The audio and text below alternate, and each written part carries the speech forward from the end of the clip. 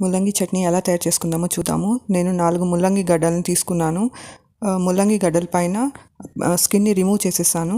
ఆ తర్వాత 4, 5 పచ్చిమిరపకాయలను వాష్ చేసుకొని తీసుకున్నాను. ముల్లంగి గడ్డలను చిన్న చిన్న ముక్కలుగా కట్ చేసుకొని రెడీగా పెట్టుకోండి. ఈలోపు ఒక కడాయిని తీసుకోండి. కడాయిలోకి 3 టేబుల్ స్పూన్ల నూనె వేసుకోండి. నూనె వేడయ్యాక అందులోకి 1/2 టీ స్పూన్ జీలకర్రను వేసి వేయించుకోండి. ఆ తర్వాత 5, 6 వెల్లుల్లి రెబ్బలను వేసి వేయించుకోండి. ఆ తర్వాత పచ్చిమిర్చిని వేసి బాగా వేయించుకోండి. పచ్చిమిర్చిని తుంచి వేసుకోండి.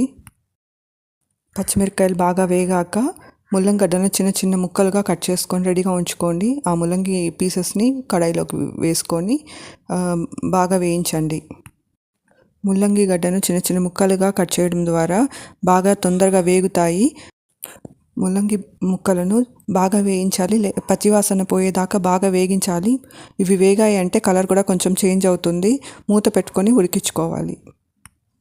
తక్కువ మంట పైన పెట్టి వేయించాలి. నేనైతే సిమ్లోనే పెట్టి వేయించాను. మూత పెట్టి సిమ్లో పెట్టి ఉడికిస్తే తొందరగానే మగ్గిపోతాయి. మధ్య మధ్యలో మూత తీసి కలుపుకుంటూ ఉండండి, లేదంటే అడుగంటే ఛాన్సెస్ ఉంటాయి.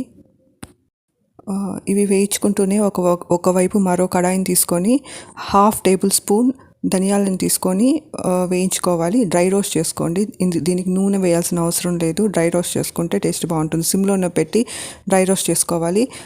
ధనియాలు వేగాక 1/2 టేబుల్ స్పూన్ ఉద్దిపప్పు ఇంకా 1/2 టేబుల్ స్పూన్ పచ్చని పప్పును కూడా వేసి డ్రై రోస్ట్ చేసుకోవాలి. కేవలం సిమ్ మీద పెట్టే వేయించుకోవాలి. తర్వాత 1 టేబుల్ స్పూన్ వేరుశనగ గింజలు కూడా వేసుకొని బాగా డ్రై రోస్ట్ చేసుకోవాలి. సిమ్లోనే పెట్టి వేయించుకోవాలి. మీరు హై హీట్ యూస్ చేశారంటే మాడిపోతాయి. ఇవి బాగా వేగాక స్విచ్ ఆఫ్ చేసుకొని చల్లార్చుకోండి.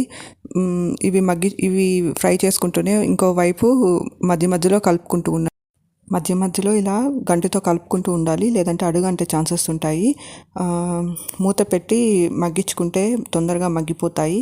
ఈ పీసెస్ మగ్గిపోయాయి అంటే కలర్ చేంజ్ అవుతుంది. అలా మనకు ముల్లంగి ముక్కలు బాగా ఫ్రై అయిపోయాయని తెలుస్తుంది.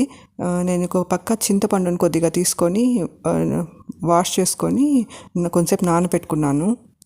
ఈ చింతపండును కూడా ముల్లంగి ముక్కల్లో వేసేసి కాసేపు ఫ్రై చేసుకుంటే చింతపండు కూడా కొంచెం మగ్గుతుంది. ఆ తర్వాత కొంచెం సేపు వేయించాక చింతపండులోని పచ్చివాసన పోతుంది. ఇంకా ఆ తర్వాత ఒక 1/2 టేబుల్ స్పూన్ పసుపును వేసుకుంటున్నాను. పసుపును వేసుకొని 1 నిమిషం పాటు మగ్గించుకుంటున్నాను. 1 నిమిషం పాటు గంటతో కలుపుకొని ఫ్రై చేసుకుని ఆ తర్వాత స్విచ్ ఆఫ్ చేసేసి ఈ కడాయిలో ఉండేదంతా చల్లారే వరకు అలానే ఉంచేసి చల్లారాక మిక్సీ జార్లో వేసుకొని మనం డ్రై రోస్ట్ చేసుకున్న ఇంగ్రీడియంట్స్ని కూడా అందులోకి వేసేసి మిక్సీ పట్టుకోవాలి. దానికి తగినంత ఉప్పు, నేనైతే ఇక్కడ రాళ్ళు ఉప్పుని తీసుకొని గ్రైండ్ చేసేసుకోండి. ఇక్కడ గ్రైండింగ్ పేస్ట్ కూడా రెడీ అయిపోయింది. కడాయిని తీసుకోండి. అందులోకి 3 టేబుల్ స్పూన్ల నూనె తీసుకోండి. నూనె వేడయ్యాక అందులోకి కొంచెం మ్యాజిక్ సీజనింగ్ అంటే వడియాన్ని వేసుకోండి. వడియం వేడయ్యాక ఒక ఎండుమిర్చిని వేసుకోండి పోపుకి. ఆ తర్వాత కొంచెం వేగాక ఒక పెద్ద ఉల్లిపాయని సన్నగా కట్ చేసుకొని వేసుకొని గోల్డెన్ బ్రౌన్ కలర్ వచ్చేంత వరకు వేయించుకోవాలి. ఆ తర్వాత 2 కరివేపాకు రెబ్బల్ని వాష్ చేసుకొని అందులో పెనంలో వేసేసుకొని ఫ్రై చేసుకోవాలి.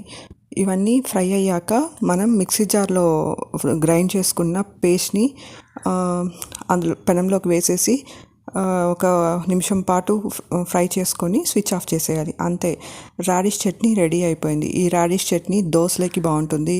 ఇంకా రైస్లోకి కూడా నెయ్యి వేసుకొని తింటే చాలా బాగుంటుంది. నిజంగా చాలా టేస్టీగా ఉంది. ఈ టేస్టీ రెసిపీని మీరు కూడా ట్రై చేసి చూడండి. ఈ ముల్లంగి తినడం వల్ల చాలా ఆరోగ్య ప్రయోజనాలు అయితే ఉన్నాయి. ఇందులో విటమిన్ సి ఉంటుంది, పొటాషియం ఉంటుంది, మెగ్నీషియం ఉంటుంది. ఇది బ్లడ్ షుగర్ లెవెల్స్ని రెగ్యులేట్ చేస్తుంది.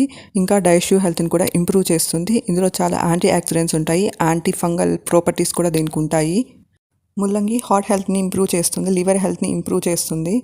ఈ ముల్లంగి లివర్లోని సెల్స్ని ప్రొటెక్ట్ చేయడానికి యూజ్ అవుతుంది. ఇంకా లివర్లో ఉండే టాక్సిన్స్ని కూడా ఎలిమినేట్ చేస్తుంది. ఫ్రీ రాడికల్స్ నుంచి కూడా ప్రొటెక్ట్ చేస్తుంది. క్యాన్సర్ ప్రమాదాన్ని నుంచి కూడా కాపాడుతుంది. Try this recipe.